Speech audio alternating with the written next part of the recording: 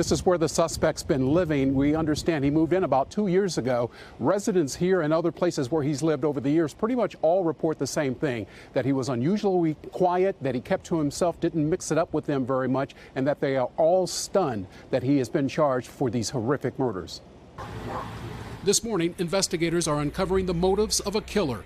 Alleged synagogue shooter Robert Bowers is not believed to have a prior criminal history, but social media posts attributed to him contain anti-Semitic views and other hate speech, and a final entry just before the shooting perhaps was an indicator of the deadly violence about to unfold.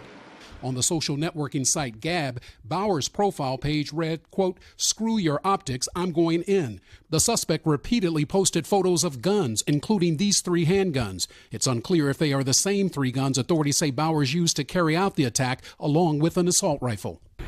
The 46-year-old lived at this apartment complex, which officials evacuated before checking the area for explosives. We could hear the shots and we were standing in our living room and we could just hear just rapid fire. Online posts attributed to Bowers also revealed the suspect is not a supporter of the president, describing Mr. Trump as a globalist, not a nationalist, a word the president called himself recently.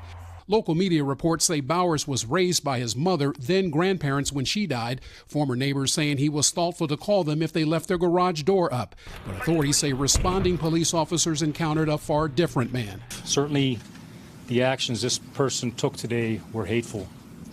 We're in the early stages of this investigation, and over the next several days and weeks, we will look at everything in the suspect's life, his home, his vehicle, his social media, and his movements over the last several days.